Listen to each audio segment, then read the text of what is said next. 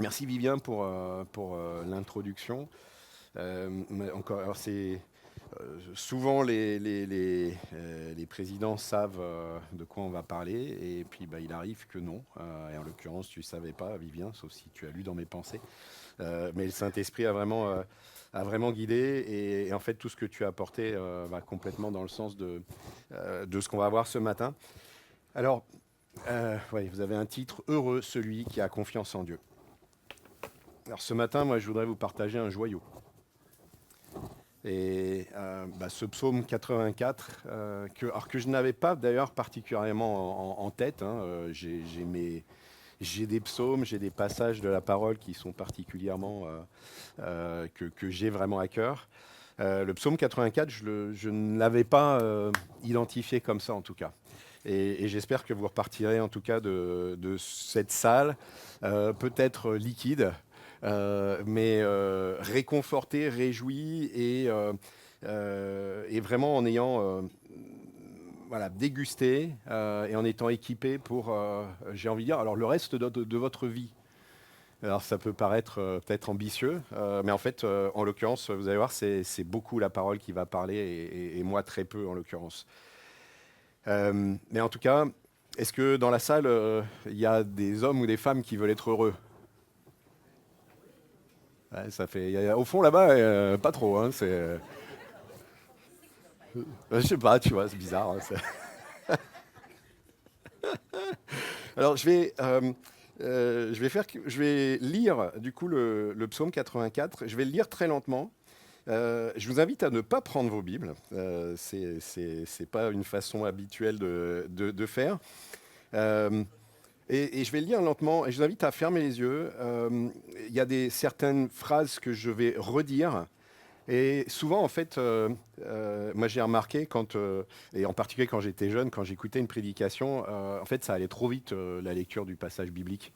Nous, on n'est pas dedans, alors le prédicateur, il est dedans, il a passé une semaine, 2 semaines, 3 semaines dessus, voilà, puis ben, on arrive sur le passage et tout à coup, puis maintenant, on va parler du passage. Alors, je vous invite, voilà, à écouter le passage et à vraiment, voilà, écoutez ce que le passage vous dit directement, sans même que je n'ai rien à vous dire moi-même.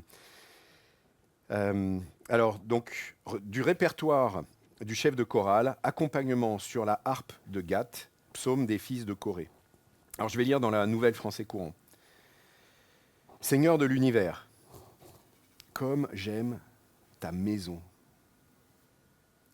Je meurs d'impatience en attendant d'entrer dans les cours de ton temple.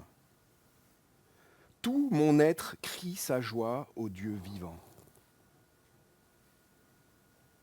Tout mon être crie sa joie au Dieu vivant.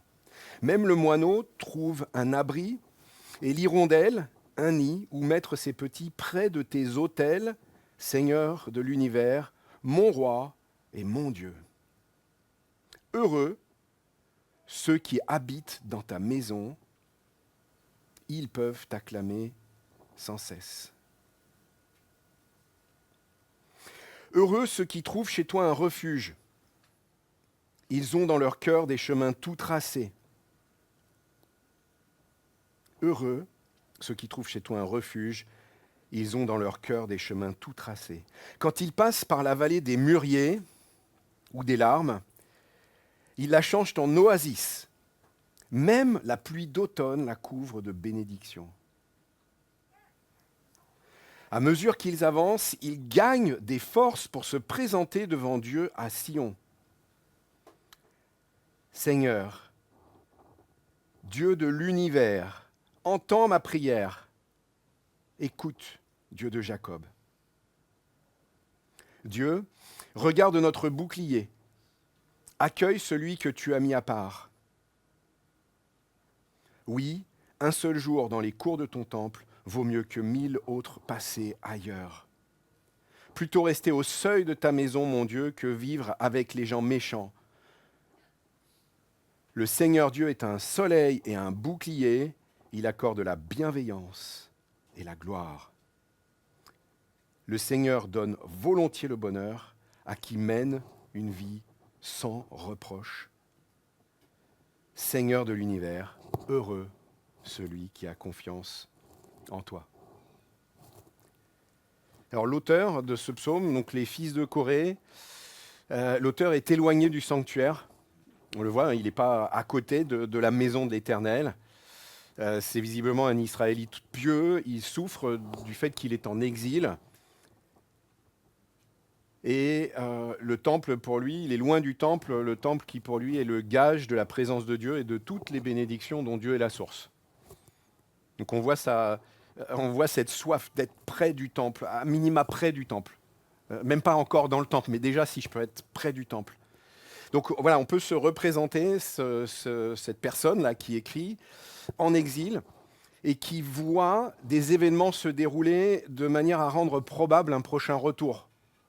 Donc on voit qu'il se projette en disant je peux peut-être bientôt un jour aller vers Sion, aller vers Jérusalem. Et on le voit, il perçoit qu'il va y avoir encore des obstacles à surmonter, mais ils seront surmontés par la puissance de la foi. Alors je vous invite ce matin à une grosse étape. On va avoir le cœur du message qui arrive en deux, et juste une micro-introduction sur les versets 2 et 5. Et on passera aussi très peu de temps sur la fin des versets. J'ai vraiment été impacté. Je pense que beaucoup comme moi, j'imagine, alors je n'avais pas en tête que c'était le psaume 84, connaissent ce verset « Heureux ceux qui trouvent chez toi un refuge, ils ont dans leur cœur des chemins tout tracés ». Je pense que c'est le genre de versets qu'on voit dans les cartes postales, les livrets, les marque-pages, etc. Et vous allez voir, il y a une richesse dans ces versets. Et dans le verset qui suit, et dans le verset qui suit encore, et j'avoue, ceux-là, je ne les avais pas. Et j'espère que, encore une fois, vous repartirez avec ces versets qui changent réellement la vie. Je pense que ma vie ne sera plus la même dorénavant. Donc, versets 2 à 5, je vais juste les afficher. Voilà, donc nos 3 étapes. Alors, nos 3 étapes, l'étape du milieu, le plat de consistance, on va avoir en fait 3 vérités et une prière. Il y a 4 versets, chaque verset une vérité, dernier verset avec une prière. Alors, sur la première partie, vous pouvez la relire pendant que j'explique très rapidement ce qui s'y passe. Donc, on voit ce psaume qui exprime un désir extrêmement fort. Je pense que c'est difficile de l'exprimer plus. L'auteur se compare même à des petits oiseaux, quoi. Il dit, mais même eux, ils ont le privilège d'être à côté du temple. Et moi, je suis loin. À noter, ça c'est extraordinaire, en fait, pourquoi est-ce qu'il a ce désir d'être prêt? C'est parce que c'est la présence de Dieu, la présence du Dieu vivant. Tout mon être crie sa joie, 3e ligne, au Dieu vivant. C'est pas juste j'ai envie d'aller devant des idoles, etc. J'ai besoin de faire un rituel. C'est je veux être près de ce Dieu vivant, ce lieu de la présence de ce Dieu. Alors aujourd'hui, sa présence, on le sait, la Bible nous le dit, le Nouveau Testament, Jésus nous l'a dit, le Nouveau Testament nous le fait découvrir. Sa présence, elle est là aujourd'hui en chacun d'entre nous. Pour autant qu'on ait accepté Jésus comme notre Seigneur et Sauveur. Et ce que je trouve, moi, extraordinaire, il ne faut pas perdre ça de vue, cette présence, elle prend une dimension encore plus grande, plus forte quand je suis en communion avec les frères et les sœurs, donc quelque part quand je vais à la maison de l'Éternel. Il y a quelque chose de particulier dans ce lieu, pas parce que c'est ce bâtiment, mais parce que vous êtes là. Et on gagne vraiment ensemble. Il y a ce cercle vertueux à passer du temps ensemble, à dire combien Dieu est grand ensemble, à s'encourager les uns les autres et à adorer ensemble qui est notre Dieu. Le temps de louange qu'on a eu tout à l'heure, alors j'ai des temps de louange tout seul avec ma guitare ou en écoutant un chant sur YouTube, c'est pas la même. C'est pas la même chose que quand je suis avec vous. Alors, ce matin, juste du coup sur cette première partie, j'ai une question pour chacun d'entre nous. Si tu repenses à ta semaine passée ou à tes semaines passées, est-ce que tu as eu ce cœur pour Dieu? Est-ce que tu étais câblé en mode « oui, j'ai envie d'être proche de mon Dieu vivant ».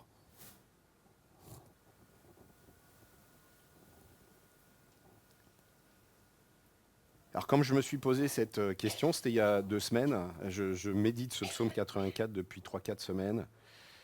Je me suis dit, en fait, non, pas sur les derniers jours en tout cas. Et du coup, j'ai prié cette prière et je vous propose de la prier avec moi. Et là, donc, on va vraiment prier une prière. De tout mon être, Seigneur, je veux te louer. Corps, âme et esprit. Je veux désirer toujours plus ces temps avec toi et avec ton peuple. Amen. Alors, elle est dans mon cahier. Je me suis acheté, je suis passé dans une église. Alors, j'ai fait une étape en Norvège au siège de l'entreprise qui a racheté mon entreprise et je suis allé dans une église où ils avaient un super cahier. Alors, je suis revenu et je commençais à écrire dedans. Alors, en général, je suis sur mon ordi, puis là, j'ai rebasculé sur un cahier, puis je rebasculerai sur l'ordi. Voilà, c'est aussi une façon de vivre notre foi, en fait, et notre relation avec le Seigneur. Mais par contre, comment est-ce qu'on entretient ces temps? Et donc, là, juste sur ce passage, je pense que ça m'a rappelé ce qu'on a fait quand on s'est retrouvés en semaine de jeûne tous ensemble et qu'on a prié. On a prié ensemble, on a médité le psaume 119. Et moi, ça m'a fait un bien fou. Alors que le psaume 119, il se répète beaucoup finalement. Et il se répète et en fait, on a prié. Et on a prié. Et quelque part, je pense qu'il y a cette notion, et je me souviens de Xavier qui nous a dit, on va rarement dire, oh là là, oui, je suis tellement impatient de retourner lire ma Bible, je suis tellement impatient de passer du temps avec les frères à jeûner. C'est pas je ne pense pas que c'est le premier truc qu'on ait envie de faire, malheureusement. Demandons au Seigneur de nous transformer. Et vraiment, ma prière ce matin, là, c'est que nous apprenions à désirer. Merci, Natacha. Et que nous le fassions ensemble. Alors, j'invite à passer au plat de résistance. Donc, 3 vérités et une prière. Vérité numéro 1. Alors, vous avez à gauche la traduction français courant, à droite la traduction Louis II. 84 verset 6, alors il y a un petit décalage d'un verset, en l'occurrence dans Louis II, ce qui ne change rien à la donne. Donc côté NFC, on a ça sur les 3 prochains, enfin sur les trois vérités.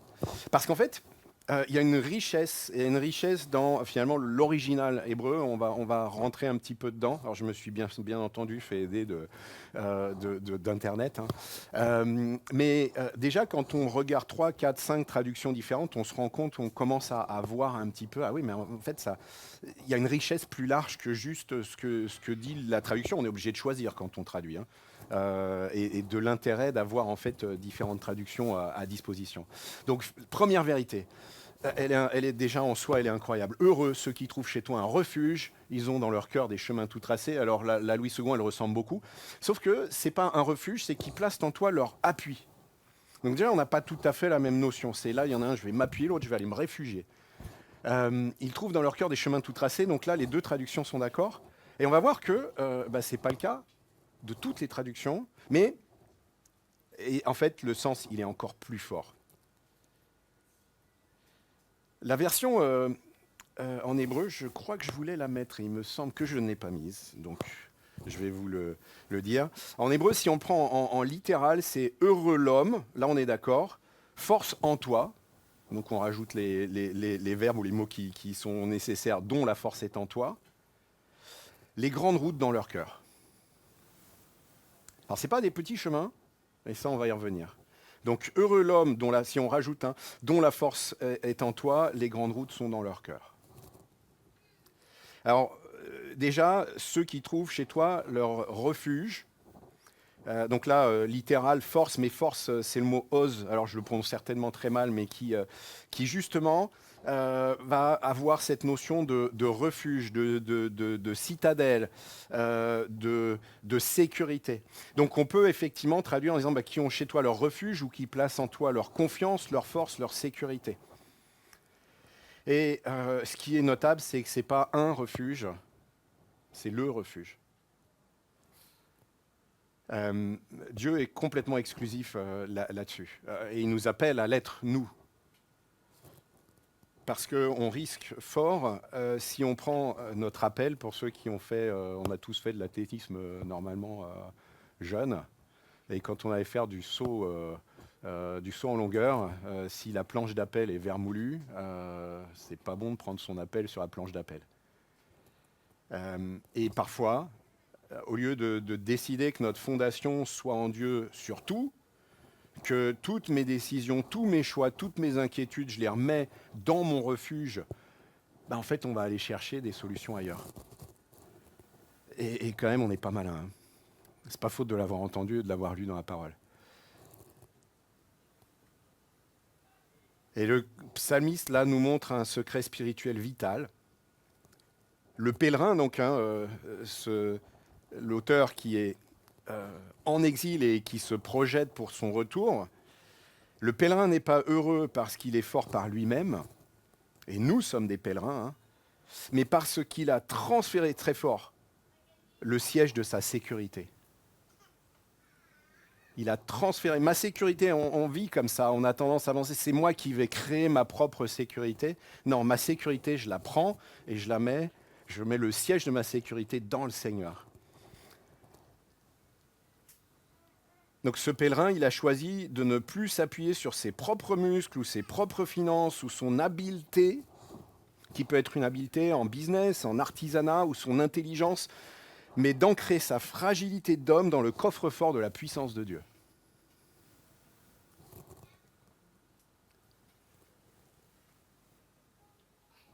Waouh! Donc on a vraiment un appel qui rejoint les premiers versets du coup. Seigneur, j'ai tellement envie d'être dans ton temple. J'ai tellement envie d'être près de toi. Ben oui, ça fait sens en fait. Si je veux avoir cette paix, ce bonheur, oui, je veux que tu sois mon refuge, je veux que tu sois mon assurance. Alors, qu'est-ce qui va avec hein? Ils ont dans leur cœur des chemins tout tracés. Alors le mot traduit par chemin en hébreu, c'est alors messiyot, et il est souvent traduit en anglais par highways, autoroute. Alors encore une fois, hein, je ne sais pas vous, moi je voyais et pourtant ce verset je l'avais, et je voyais en fait des chemins, mais ouais alors ils sont, faut quand même le trouver le chemin quoi. Ouais, et là concrètement, alors dans le monde antique, hein, une messila, c'est une route de pèlerinage ou une voie royale qui a été surélevée, nivelée, dont on a enlevé les pierres pour que la marche soit droite et royale. Donc le psalmiste ne parle pas de petits sentiers de travers sinueux, hein, mais d'une autoroute spirituelle. Je pense que ça va changer notre façon de comprendre ce verset. C'est quelque part, je dois m'attendre à, quand je mets ma force dans le Seigneur, donc je mets toute ma foi dans le Seigneur, alors on a comme des autoroutes tracées dans nos pensées. Hein, parce que le cœur, il a dans son cœur, le cœur c'est le centre de l'intelligence hein, dans la parole. Donc, si je fais vraiment confiance dans le Seigneur, si je fais confiance dans ce que sa parole me dit, et que j'ose obéir, j'ose prendre le risque de perdre un job, par exemple, parce que je décide de ne pas tricher, je décide de ne pas mentir, parce que, etc., etc. Alors, je pense que j'espère ne pas être le seul, et en même temps, j'espère être le seul. Mais dans ma vie, je suis parfois tenté d'essayer de jouer à ma façon.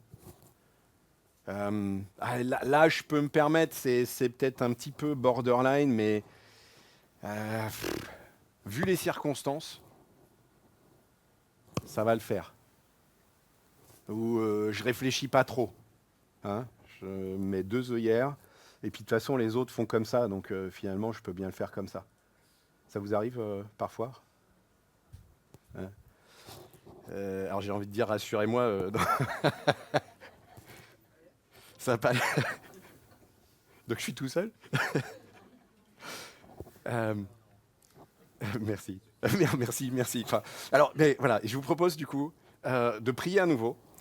Je n'ai pas l'habitude de faire ça, hein, mais pareil, je l'ai écrit dans mon cahier. Et donc, voilà, je vous invite à dire Amen si vous le voulez bien, si vous êtes d'accord avec cette prière. Seigneur, montre-moi là où je ne mets pas absolument ma confiance en toi, ce qui provoque des détours, là où je pensais en fait prendre un raccourci. Et potentiellement, je vais rater un apprentissage important. Alors, on a donc une première vérité incroyablement encourageante. Je vais peut-être enfin arrêter de me faire des nœuds au cerveau. Je vais vivre dans la droiture et la justice à laquelle m'appelle le Seigneur parce que je lui fais confiance. Et quel confort alors de trouver ces autoroutes de pensée. La vie est tellement plus simple quand on se laisse guider, que l'on suit les consignes du Seigneur. Parfois, on a l'impression que c'est... Mais non, enfin, oui, il me dit de foncer dans le mur, mais je fonce dans le mur, il va ouvrir la porte. Il va ouvrir une porte, il va faire quelque chose. Je pense souvent à Moïse, quand il s'est retrouvé avec l'armée qui le poursuivait, et il avait la mer en face. Pas bon. Pas bon, mais il a fait confiance dans le Seigneur. Il n'a pas décidé de revenir en arrière pour faire mea culpa. Oh, pardon, Pharaon. Il a fait confiance jusqu'au bout. Et en l'occurrence, il y a une espèce d'autoroute qui s'est ouverte devant lui. Alors, mes amis, ce matin, je vous pose une nouvelle question. Est-ce que tu trouves effectivement dans ton cœur des autoroutes bien tracées, actuellement ? Ou bien est-ce que plus souvent, c'est des routes tortueuses et que justement, trouver le chemin est un exercice qui est compliqué ? Alors ce matin, vraiment, je t'invite à prendre position. Retourne dans l'historique YouTube de l'Église. Il y a pas mal de clés, en tout cas sur les prédications que j'ai pu faire, sur comment dépendre du Seigneur, sur comment prier depuis le début de l'année. Et je te propose une chose, c'est de chercher un frère ou une sœur en qui tu peux avoir confiance sur deux choses. C'est qu'il a envie vraiment de grandir dans le Seigneur, lui ou elle aussi. Et tu as un niveau de confiance où tu peux effectivement lui lâcher ce que tu as à lui lâcher. Et à rentrer dans cette logique de redevabilité. La redevabilité, c'est je trouve un frère, une sœur, et je suis capable de lui dire, là-dedans, je suis pas bon, là je suis en combat, là je suis plus que dans un combat, j'ai chuté et je suis dedans et je reste dedans. Et le rôle de ce compagnon de route, c'est de venir marcher avec, et c'est aussi de dire, et comment tu vas dans ce combat ? Et c'est aussi potentiellement de dire, tiens, je te prends ton ordi pendant une semaine pour éviter que tu ailles regarder des trucs que tu ne devrais pas regarder. C'est Raphaël Charrier qui a raconté ça une fois, ou alors en l'occurrence c'est son ami qui est venu lui donner son ordi. Il est parti en courant alors qu'ils étaient en train de parler de porno, et il s'est dit mince, je l'ai perdu entre guillemets. Et il est revenu avec son ordi, il a dit est-ce que tu veux bien me le garder pendant une semaine que je puisse me sevrer. Donc redevabilité. Et je vous invite à avancer du coup, mais vraiment à demander au Seigneur que il crée en nous vraiment cette dépendance, ce besoin de mettre notre confiance en lui, cette sécurité, pour que dans mon cerveau, j'ai vraiment ces autoroutes toutes tracées qui viennent en fait parce que je suis dans la confiance. Alors je vous invite à passer à la vérité numéro 2, que je n'avais pas jamais vue comme ça en tout cas. Quand il passe par la vallée des mûriers, il la change en oasis. Même la pluie d'automne la couvre de bénédictions. Ou en Louis II, lorsqu'il traverse la vallée de Baca, donc qui est traduite comme la vallée des larmes, ou de la sécheresse, il la transforme en un lieu plein de sources et la pluie la couvre de bénédictions. On pourrait faire un waouh. Alors, j'avoue, pour utiliser un terme que les jeunes utiliseraient, j'ai été choqué. Je suis choqué là quand je dis ça. Vraiment, je ne l'avais jamais lu comme ça, ce verset. Et quelle parole incroyable de vie et de vérité de la part du Dieu vivant. On a parlé du Dieu vivant en amont. Alors imagine le pèlerin en marche vers Jérusalem qui doit passer par une vallée sèche, triste, dangereuse. Il ne connaît pas la durée. Souvent, on ne connaît pas la durée. Enfin, on ne connaît pas la durée de nos vallées à nous. Après déjà un long parcours fait d'embûches, de fatigue, de joie peut-être. Et alors il se rapproche de Jérusalem, mais il n'y est pas encore et il a toutes les raisons quand même d'être bien fatigué, peut-être bien découragé. Mais la promesse qu'on a, celui qui trouve chez Dieu un refuge, qui passe en toi son appui, c'est parce que c'est celui qui... Il a la capacité de transformer cette vallée en oasis ou en lieu rempli de sources. Et alors, je rentre tout excité à la maison et je dis ça à Estelle, elle me dit, est-ce que c'est bien, il la transforme, est-ce que c'est bien ce que ça veut dire? Alors en fait, c'est même encore plus fort. C'est encore plus fort. Le verbe hébreu, alors je ne sais pas le prononcer, site peut-être, S-H-I-T-H. Sa signification première et littérale, c'est pas transformer, mais plutôt placer, établir, poser ou faire de. Alors du coup, si on le met, si on le traduit, en traversant la vallée de Baca ou la vallée des Mûriers, ils la placent ou ils l'établissent ou ils en font une vallée de sources. Donc on n'est pas sur quelque chose de magique, comme un dessin animé, bam bam, j'avance et puis je transforme. Voilà, mais par la marche, par la foi, par la persévérance, avec cette présence de Dieu en ligne de mire et cette présence de Dieu qui est déjà là, dans mon cœur, poum, je pose ma foi.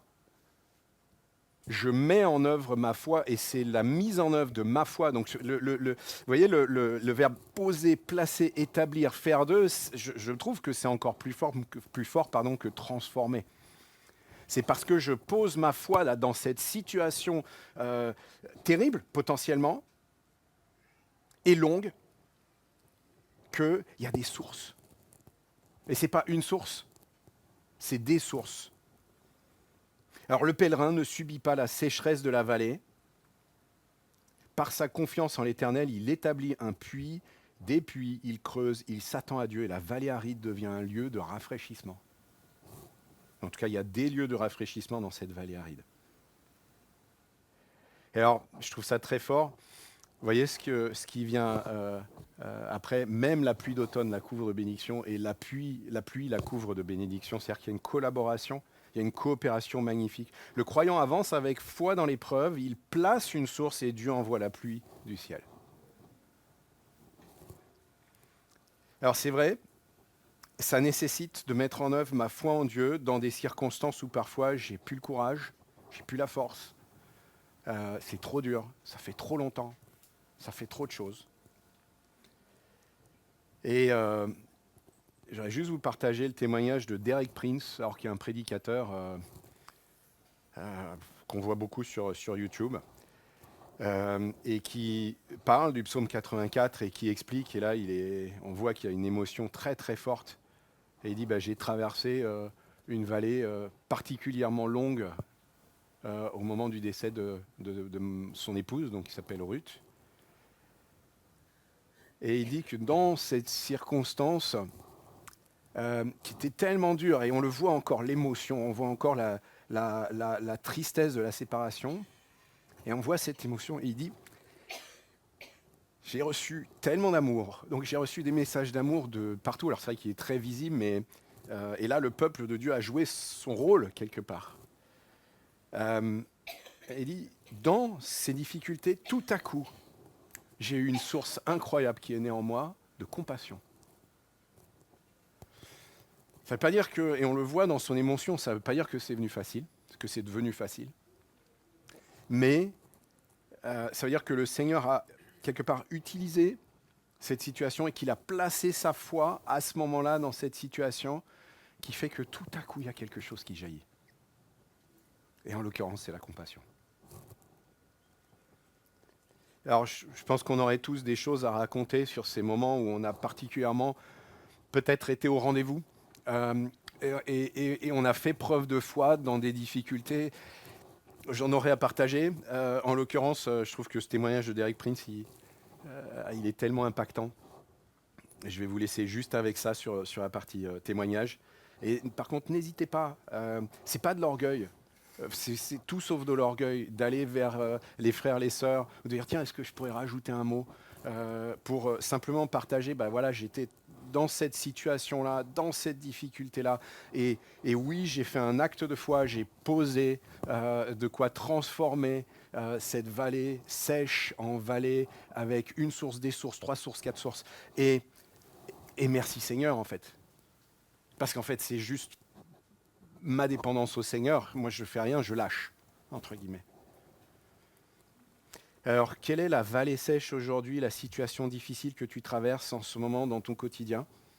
Et comment, par la foi, tu peux y placer une source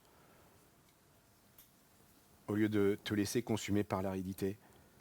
Et encore une fois, le Seigneur, on va le voir dans la dernière vérité, euh, ne condamne pas, il vient auprès d'eux.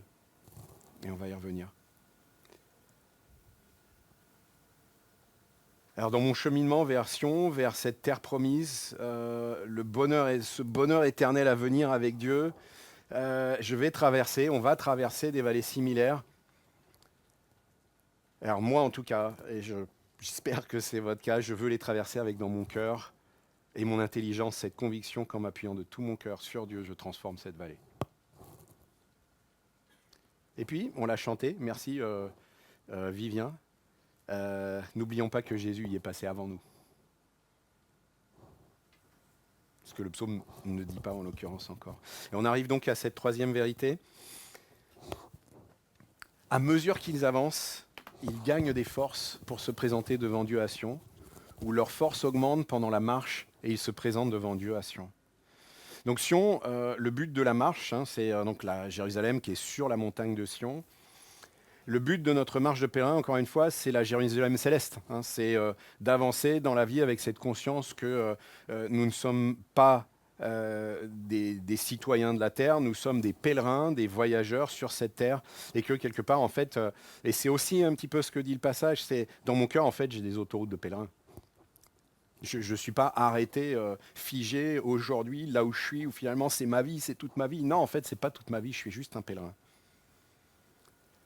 Et d'ailleurs, dans son témoignage, Derek Prince dit ça, il dit, alors en anglais, When God called my wife Ruth home to himself. Donc quand il a appelé ma femme, quand Dieu a appelé ma femme Ruth à la maison. Donc finalement, on se dirige vers la maison, vers notre vraie maison. Et ça doit normalement justement renouveler nos forces. Donc là aussi, troisième vérité, troisième promesse improbable. Et en fait, je pense que naturellement, on a tendance à penser le contraire. Ben non, plus j'avance, plus je vais être fatigué. D'abord, je ne rajeunis pas. J'ai moins de force que quand j'avais 20 ans. Étienne, maintenant, il me met à misère. Ça dépend quoi. Alors, si on traduit, encore une fois, parce que vraiment, il y a une telle richesse là dans les termes hébreux, de manière très littérale, ce passage, c'est « ils vont de force en force » ou « ils marchent de puissance en puissance ». Et le mot « hayil », en fait, il est super riche en hébreu, c'est pas juste la force physique, il évoque la puissance, la valeur, une armée, les ressources ou même le rempart d'une citadelle. Et puis la structure de force en hébreu, c'est une formulation qui indique une progression constante. Donc on accumule des forces qui ne s'arrêtent pas. Au lieu de se vider de leur énergie, les pèlerins accumulent des couches de force à chaque étape. Alors s'il y a des gamers dans la salle, moi ça me fait penser, alors pour le peu que j'y connais, à ces personnages où en fait ils acquièrent des compétences, ils acquièrent de la force et en fait ils cumulent petit à petit de la force et du coup ils peuvent passer de tableau en tableau, d'épreuve en épreuve, en cumulant et en accumulant de la force. Et on se trompe, je pense, on se laisse beaucoup influencer par notre culture où on dit bah ouais, mais en fait, voilà, j'ai moins d'énergie. Alors oui, j'ai moins d'énergie, mais qu'est-ce que le Seigneur, peut-être d'ailleurs, est-ce qu'on manque de foi aussi, simplement? C'est-à-dire, est-ce que en fait le Seigneur ne va pas à l'encontre de ce que dit ma culture? Et puis en fait, la force, justement, quand on voit, mais si on regarde ce que ça signifie, en fait, plus j'avance, plus je suis armé, plus je suis entouré aussi potentiellement. Certains érudits analysent en fait ce terme haïl là dans ce passage en disant, mais en fait, le pèlerin, au fur et à mesure qu'il avance, il se rapproche de Jérusalem, mais il est rejoint par d'autres. Et je trouve cette image, elle est très belle. De se dire que dans notre vie, en fait, on avance et on est rejoint par d'autres dans notre foi, et ça nous rend plus forts. Et puis donc, il y a ce côté surnaturel qu'on retrouve dans Ésaïe 40, verset 31. Ceux qui se confient en l'Éternel renouvellent leur force. Ils prennent le vol comme les aigles, ils courent et ne se lassent point, ils marchent et ne se fatiguent point. Et on nous dit d'ailleurs que plus vieux, bah, il avance plus vite, plus fort que le jeune qui n'a pas le Seigneur. Et enfin, bah, on est attiré par le but final comme un aimant, hein, finalement.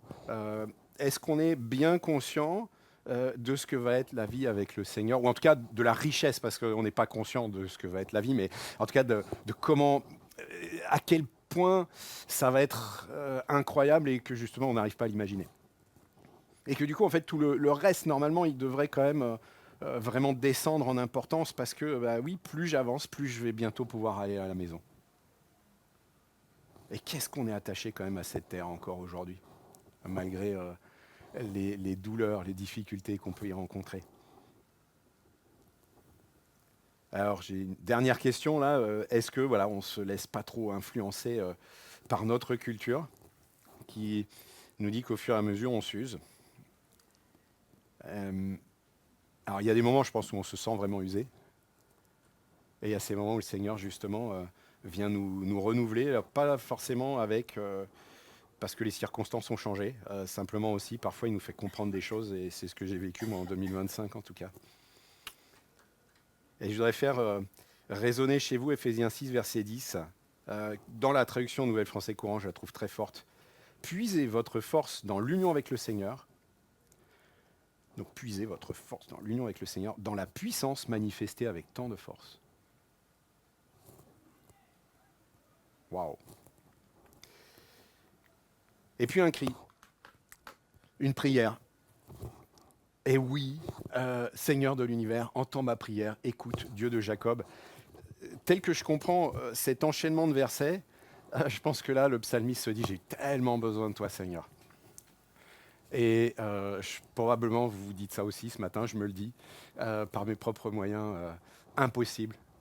Mais en m'appuyant sur le Seigneur, justement, en trouvant ma sécurité dans le Seigneur, absolument, complètement possible. Alors, je vois que le temps passe. Je vais aller directement à la conclusion. Vous lirez chez vous, vous avez les devoirs pour la semaine prochaine, versets 10 à 13, qui en fait simplement font le lien entre les quelques premiers versets et puis ces 4 versets, et qui nous amènent finalement à dire, en fait, oui Seigneur, que tu sois mon refuge, c'est parce qu'en fait, j'ai cette intimité avec toi. Donc, je veux avoir cette intimité avec toi. Oui, je veux désirer venir au culte. Oui, je veux désirer venir à la réunion de prière. Oui, je veux désirer. Seigneur, apprends-moi à désirer encore une fois. Oui, je veux lire ta Bible, même si c'est un verset. Oui, Seigneur, j'ai du mal. Écoute une prédication, prends un chant, etc. Enfin, il y a tellement de matière aujourd'hui pour ne pas arrêter et lâcher l'affaire. Alors oui, il y a aussi tellement de tentations pour ceux qui jouent à mon petit pronostic, par exemple, pendant la Coupe du Monde. Oui, on a vite fait de se lever et d'aller regarder ce qui s'est passé pendant la nuit. Hein, mais comment, voilà, ça c'est des choses qui sont tellement anodines. Tellement anodines. Elles sont sympathiques, mais c'est tellement anodin. Alors, en conclusion, on a un appel tellement clair. Et c'est la conclusion en fait du psaume, hein. Heureux celui qui met sa confiance en Dieu. Après tout ce qui a été dit. Alors c'est vrai, certains d'entre nous ont plus de mal à faire une confiance totale, souvent à cause du vécu, des traumatismes de jeunesse, etc. Une clé, je pense, fondamentale, il y en aurait beaucoup, mais une clé fondamentale, c'est de vraiment méditer sur le caractère de Dieu. Dieu n'est pas comme les autres. Dieu n'est pas comme ce papa qui m'a lâché. Dieu n'est pas comme cet ami qui m'a fait un coup dans le dos. Ce Dieu, c'est celui qui ne me condamne pas alors que je suis dans la vallée de Baca et que je souffre et que je me dis que je ne vais pas y arriver. C'est lui qui m'y rejoint, comme je disais tout à l'heure. Qui m'offre, et c'est dans la Bible, c'est ce qu'on vient de dire, sa toute puissance pour m'en sortir. Qui est patient avec moi quand j'y arrive pas. Et qui veut faire le bonheur de chacun d'entre nous. Zéro exclusivité. Personne n'est exclu sur cet appel. Personne. Et vraiment, ce matin, si tu te dis, c'est pas pour moi, reprends ce psaume. Lis-le en boucle toute la journée, toute la nuit s'il le faut, toute la journée de demain. Tu vas pas au boulot, c'est pas grave. On s'en fiche. Le bonheur, il est là. Alors, si on fusionne ce passage, on le synthétise, l'homme qui a son refuge, donc sa force en Dieu, voit une autoroute de pèlerins se tracer dans son cœur. Alors, quand il marche et qu'il rencontre une vallée de larmes, il y établit des sources et en continuant d'avancer, sa puissance ne fait qu'augmenter jusqu'à la présence glorieuse de Dieu. Alors, je vous invite à finir en musique. Alors, vous savez, je vous ai parlé de ce projet, la Bible en playlist. Alors, on n'a pas le psaume 84 encore. Mais par contre, on a Philippiens 4. Et en fait, c'est ce que je trouve extraordinaire avec la parole, c'est que souvent, et les passages que tu as choisis, Vivien, vont tellement dans ce sens-là. En fait, la parole alimente la parole, qui alimente la parole, Ancien, Nouveau Testament. Et en fait, en pensant justement au passage là qu'on va du coup écouter en musique, ben on a le psaume 84 finalement. Et on va commencer par ces mots qui disent « Portez votre attention sur tout ce qui est honorable ». Alors normalement, c'est à la fin du passage. Là, en l'occurrence, Mick, Matthieu les a mis au tout début. Mais vous allez en fait, il y a vraiment le contenu du psaume. Et quand on est dans la vallée de Baca, je vous invite à faire attention au refrain. Ne vous inquiétez de rien, mais en toutes circonstances, faites connaître vos besoins, etc. etc. Et du coup, je vous invite vraiment à l'écouter en esprit de prière en conclusion.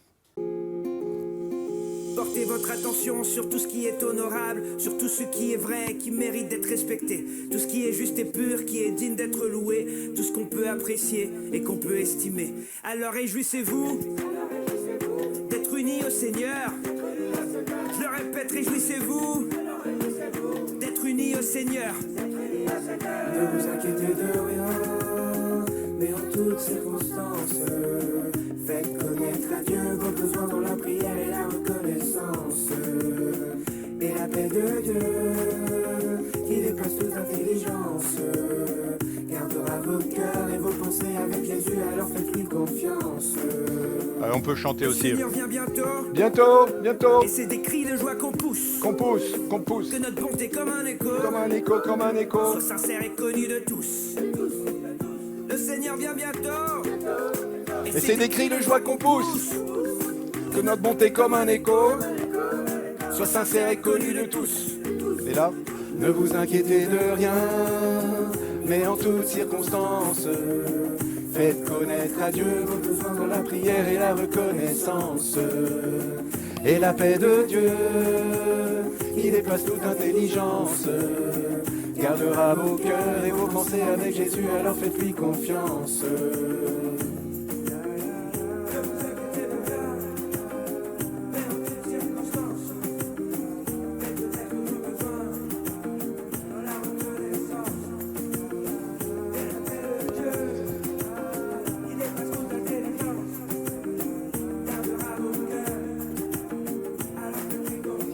Ne vous inquiétez de rien, mais en toutes circonstances, faites connaître à Dieu vos besoins dans la prière et la reconnaissance. Et la paix de Dieu, qui dépasse toute intelligence, gardera vos cœurs et vos pensées avec Jésus, alors faites-lui confiance. Ne vous inquiétez de rien.